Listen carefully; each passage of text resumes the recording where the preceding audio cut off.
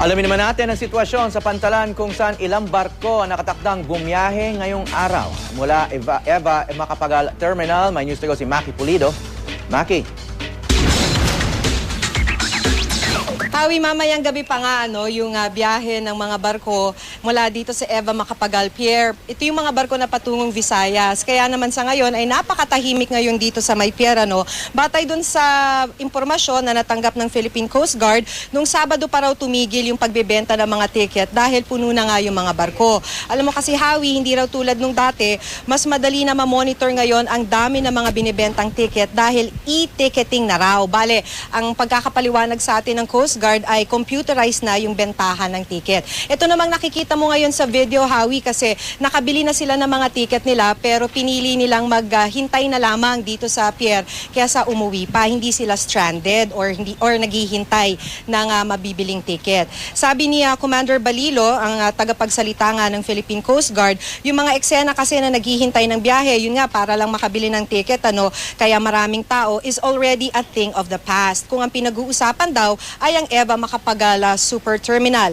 Ibang usapan daw kung sa Batangas Pier, halimbawa, dito mas inaasahan ng dagsa ng mga biyahero kesa dito sa Eva Macapagal. Ang mahalaga ay ang seaworthiness ng mga lalayag na barko. Katulad nga nung okay ba itong mga makina nila, handa ba yung mga crew para sa kanilang paglalayag. Ang sabi ni Commander Balilo, basta't binigyan kasi ng prangkisa ng marina ang isang barko, ang assumption ay seaworthy ito. Ganun pa man, may random inspection pa rin. Kaso nga lang, di ba napakakonti nga, na underman nga ang ating Philippine Coast Guard, kaya hindi naman mabubusisi ng matindi ng Coast Guard hanggang sa makina. Kaya umaasa pa rin ang Coast Guard sa report ng kapitan ng barko. The moment that you allow a vessel to sail, ang assumption yan, seaworthy yan. Sapagkat binigyan mo ng prangkisa, so ang assumption yan is na-inspect yan at maayos yung kalagayan niya, pwedeng tumakbo. But, meron pa rin na talaga na na findings na maraming nagkakaroon ng engine trouble, nagkakaroon ng sira yung mga parts ng barko. And yun naman yung ating minomonitor ng mabuti. Dahil daw dagsa ang bakasyonista, at least dun sa mga ibang pier, ngayon daw magsusulputan or inaasahan nilang magsusulputan yung mga maraming kolorum na bangka. Sa lawak nga naman daw ng coastline natin, hindi talaga daw ito mababantayan lahat ng Philippine Coast Guard.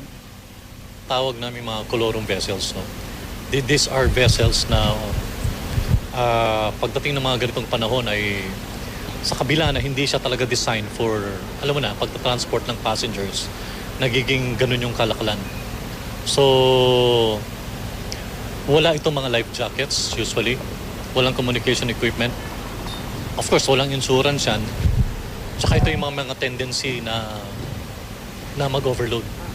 So yun naging problema natin. Kung tinatanong mo ako kung namamonitor natin to, hindi lahat. May problema tayo dyan sapagkat napakalaki ng coastline natin. Pag yan ay umalis sa Pampang na walang Coast Guard, walang Marina, walang Police, walang local government unit inspectors, doon na tayo nagkakaroon ng problema. Kaya alam mo, Hawi, nakikiusap na rin ang Philippine Coast Guard sa mga biyahe na huwag na lamang tangkilikin itong mga kolorum na bangka. Hawi? Maraming salamat, Maki Pulido.